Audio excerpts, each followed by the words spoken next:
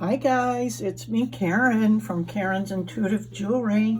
I trust you guys had a great weekend. I successfully completed my very first market and it went okay. I mean, the market itself was great, very well organized, lots of support.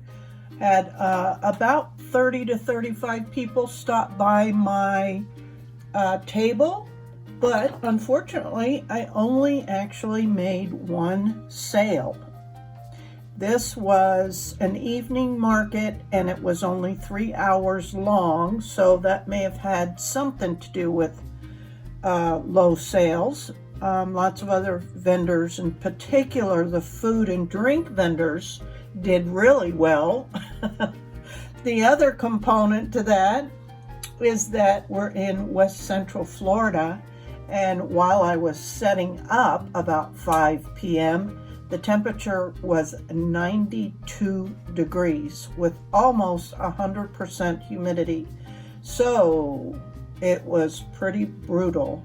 And what I learned was it's really not worth it for me at my age and with my physical health restrictions to do those kinds of things. It was too taxing on me. I ended up having very serious concerns about my health during that event. I finally did cool down, but I'm 100% sure I was on the verge of heat stroke.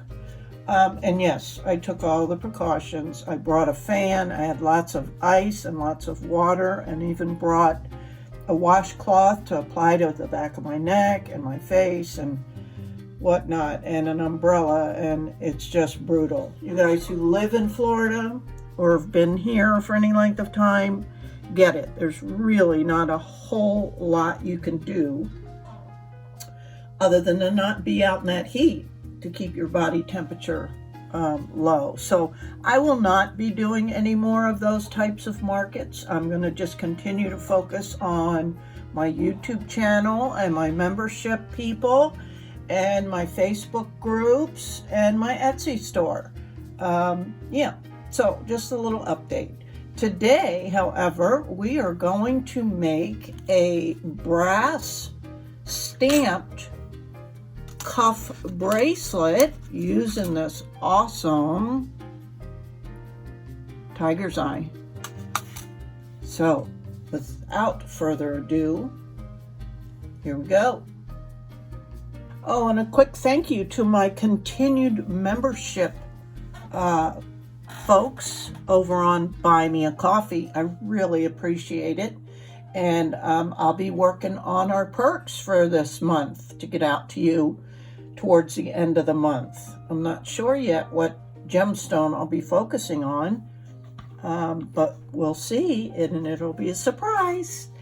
And so I'm going to use this cool brass bezel, and this will be the first time I'm working with an 18 gauge brass sheet metal.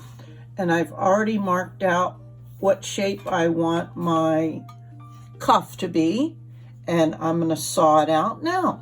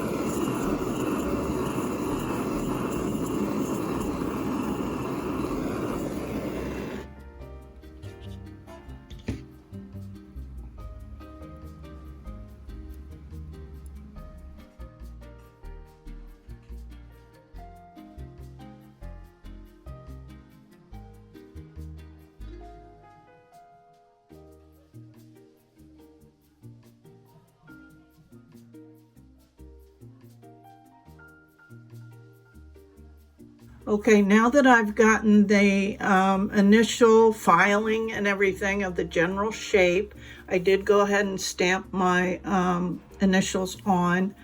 I'm getting ready to use a much bigger stamp than I use doing the small ones. And these, it's because I'm going to be stamping, you know, this piece, whereas then the bezel's going to be on here. So I'm not going to be coming real close to the bezel, because these won't get real close to the bezel. It's just not possible, right? So I can use these on a bigger piece. But what I'm going to do too, to hopefully get a good stamping without beating the hell out of it like I typically do, is I'm going to go ahead and anneal it. And annealing simply means heating the metal up to soften it, because that's what heat does to metal, is it softens it. So I'm going to do that prior to doing the stamping. Okay, I like it, looks cool.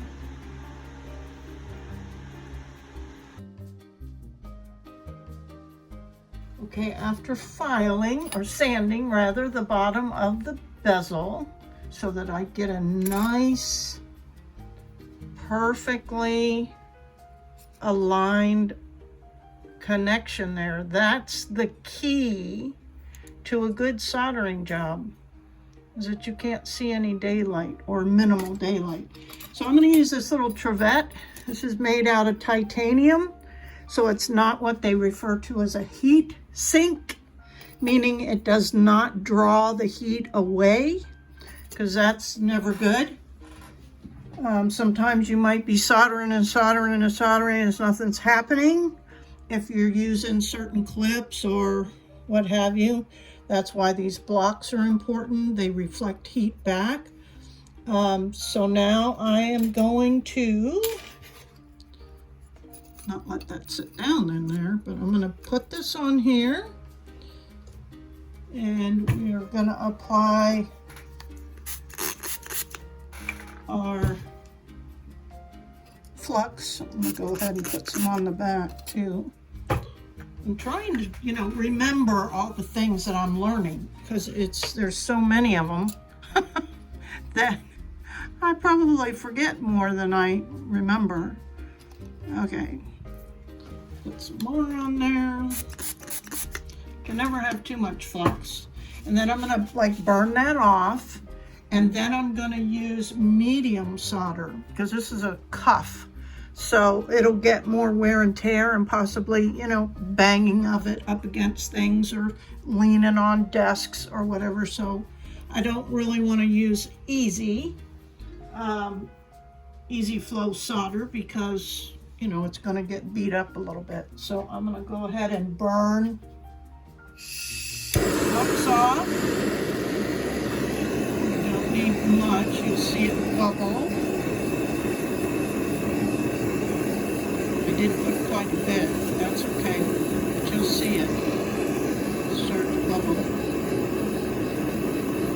And then turn white. Okay. Now I'm safe to use my medium melting solder. Get it out. And I will strategically place,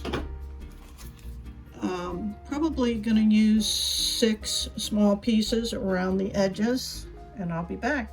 Hopefully I can show this to you. So you heat from the underneath, occasionally go around the top, go on the other side. It's about getting even heat.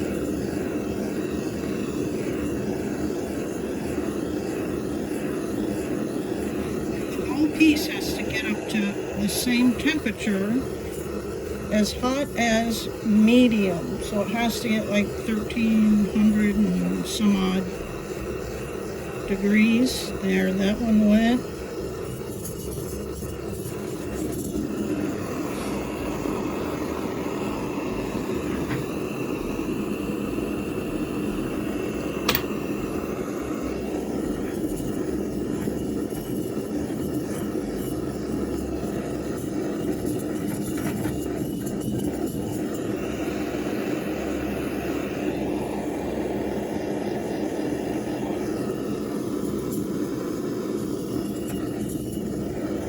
other one went. That one just went. And this one will go.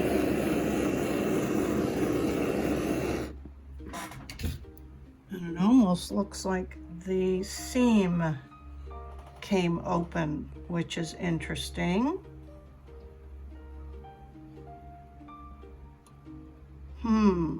Let me stop and check it out. So it actually did open up just a tad, and there was one other section over here that didn't join, as they say. And so I went back in a second time after I pickled it, because you gotta pickle it to get all the fire stain or whatever it's called. I think it's stain, and then the other is scale, which is harder to deal with.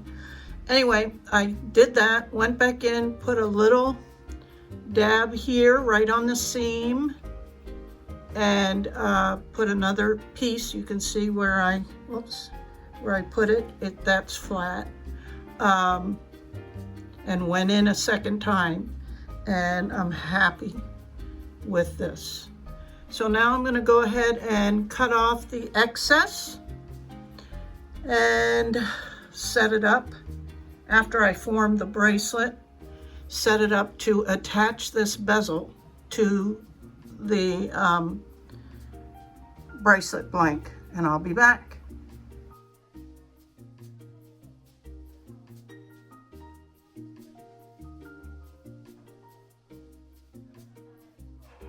Okay, I've got a nice cut, and then I sanded that, and I marked the center, and I marked the center of this, and I'm going to use this bracelet bending tool that is called, it's from Beadsmith, and it's an easy bender, and just make sure you're putting it in the right way. So this will be on the inside. You just put one end in here and shape it around this. Right. And then do the same here.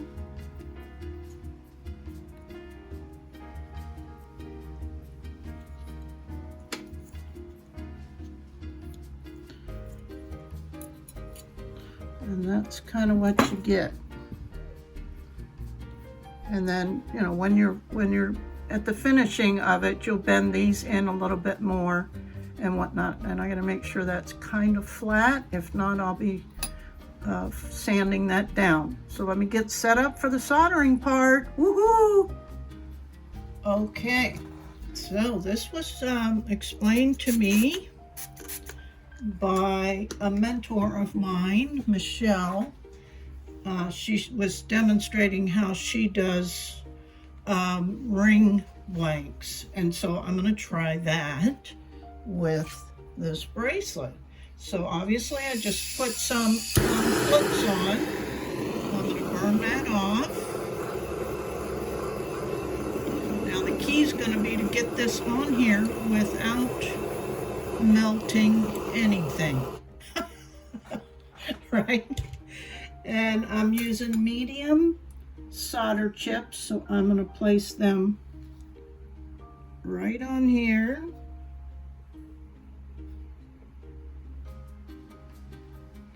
I don't know, they're really tiny. They're probably only 1 millimeter square.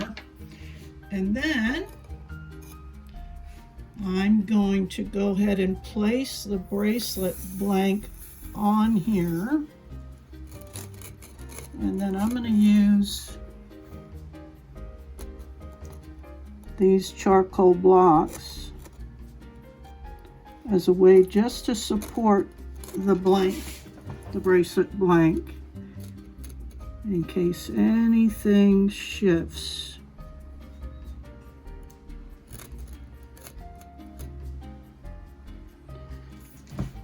And hope for the best. And here we go. Let me go ahead and flex this inside real well. Wish me luck.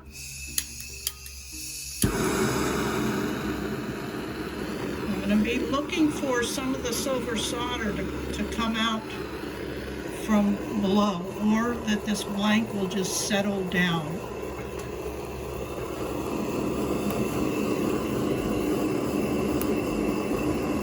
Keeping my eye on the bezel part and make sure I don't melt that.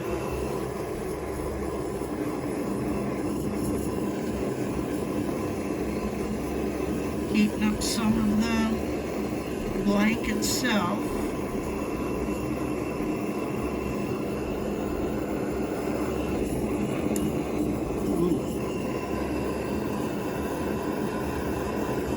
It doesn't look straight to me, so I'm stopping and going to reposition this. Oh, it looks like it's already, oh, thank goodness. It didn't fully. Okay, let me get it set up again. Hey, and it worked. Wow. So I'm happy with that. And for me, the bigger the blank, the width, the easier it is for me, for sure, to get things on straight than the itty bitty little, you know, wires. The small shanks, for sure. Okay, into the pickle pot, and I'll be back. And we have a great fit with the stone, so I'm thrilled about that. Now I'm going to move on to all the sanding, right? Going through all the different grits of these radial wheels. And you don't need to watch me do that, because that's kind of boring.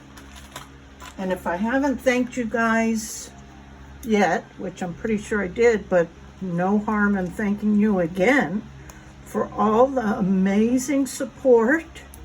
Approaching quickly 3,000 subscribers, which blows my mind.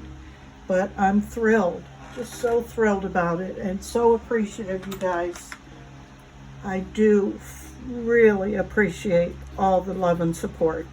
So let me go through all of these radial discs, except I'll leave this one for last. And I'll come back when I'm kind of ready to set the stone and do the highlighting of the stamping, okay? Ooh, it's looking fantastic. I love this. Now, a little tip that I discovered on a YouTube, a real short video of a gal. It's really the only other gal on YouTube that I found that creates, at least on YouTube, with brass. And trying to think, does she do hard soldering? Or yeah, I guess she does. She doesn't have a whole lot of them, and I can't remember her name. If I can find it, I'll try to post it in the description box below.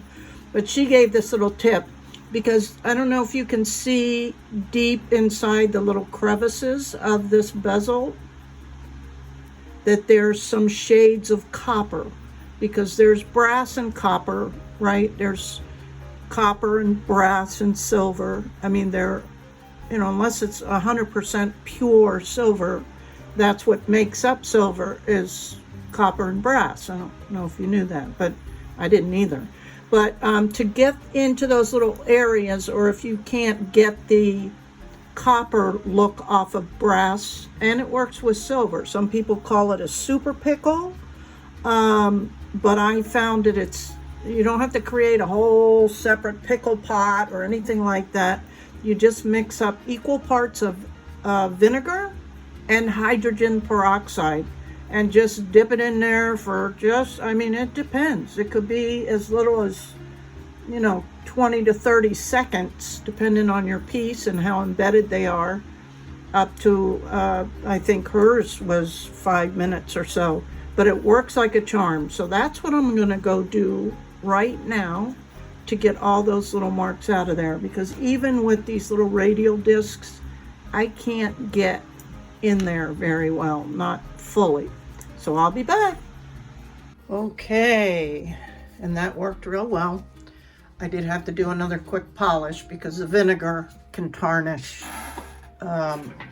metals pretty quickly. But I set up my little ball vise. This is you know, pretty handy thing for this type of thing. So my bezel's in there real well. Gonna check it one last time with the dental floss, and I'm happy with that. Yay. And here we go. And we're going to start on the ends.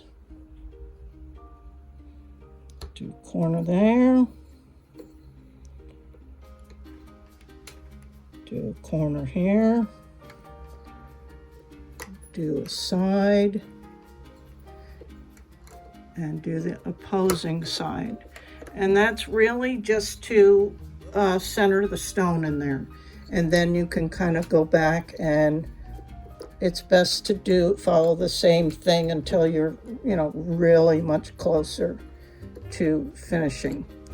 So let me, and try not to do that. You don't want to do that. Luckily they don't break easily and they'll be fine. But let me go ahead and get this whole thing set up and I'll be back. Another step I forgot to tell you about is because these peaks stick up a little bit, it's handy if you use your little rubber mallet just to give it a, you know, a nice little gentle tap. I don't know if you can see that. Let me zoom in closer. It does a fantastic job. Let's see, can you see, say, this little tip here, how it's still sticking up even though I pushed it over? If you just use your little mallet, it pushes it real nicely on top of the stone. So that's kind of the last step I do before then going back and doing one of these where you burnish, just like you would in soft soldering. It's kind of just the final step. Being careful, of course, not to scratch your stone. So I'm gonna go around and just give this all a nice little tap. And those stones can take this very well. I mean, you're not, you know, beating the crap out of it. And you'll get used to what you have to do. Okay, I'll be back. I'm excited.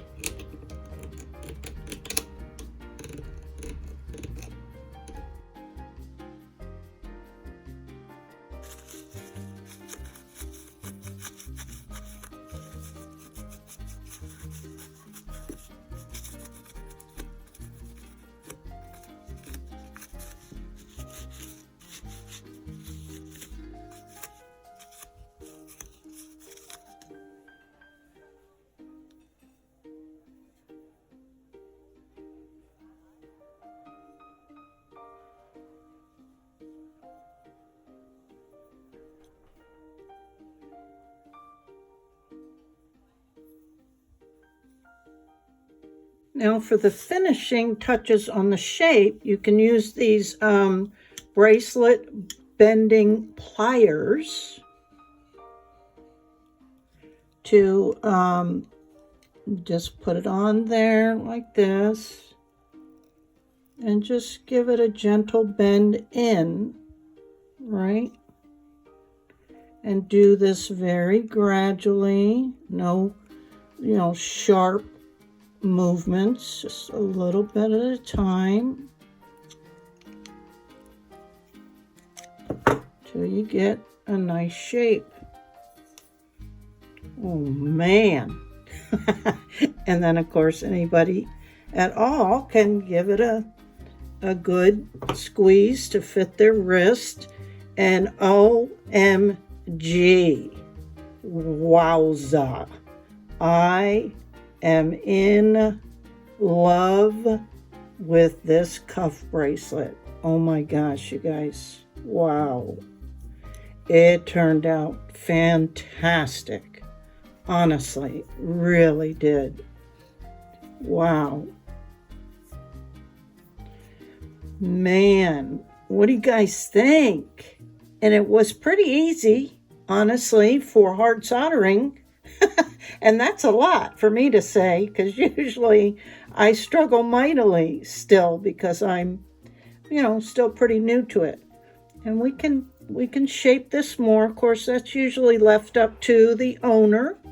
They can make it as tight as they want, but man, you guys, I love that texturing. You know what that stamp was from?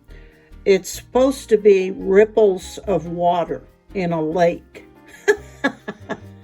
So I didn't really get great results using it for ripples. Actually, here's one that I tried it on. It was supposed to be ripples in a lake. But I love it as just abstract texture. Yes, yes, yes, yes. Oh my gosh, you guys, I'm going to make more of these. They look fantastic. And I can do copper. I could not afford to do this in silver because this was 18 gauge and 6 inches by probably 1 inch at its widest. So that alone would, cost like $40 in silver just for that. And then the bezel wire, the back plate. So yeah, just the materials alone to create a cuff like this in sterling silver would probably be over $100. And then your stone and then your labor and other supplies. So it would cost you over probably $200 to get this in sterling silver. But I love it, love it, love it in the brass. And I'm sure copper will be fabulous too. And that's a stunning tiger's eye, isn't it? Wow. I just think it's fabulous. Anyway, I'm sorry, I don't mean to keep going on, but it's definitely one of my nicest pieces for sure up till now. And I did really great on this bezel too. I'm pleasantly surprised and thrilled. Okay, you guys, thanks so much for being on this journey with me. I'm just still having a blast, and I hope you're enjoying it too. So I'm available for a cup of coffee. I take questions. You can, DM me or however they refer to it, PM, through Facebook or Instagram. I'm happy to help you guys, as best as I can. I'm still a newbie, but I love sharing what I'm learning and what works for me, and tools and supplies are always listed below in the description box. And Super Thanks is available. That's a pretty inexpensive way to support my channel. And I did break down and buy a portable air conditioning unit for this room because it gets so hot that I won't be able to tolerate it in another month, I'm sure. But anyway, thank you guys so much. I appreciate your support. Until next video, bye.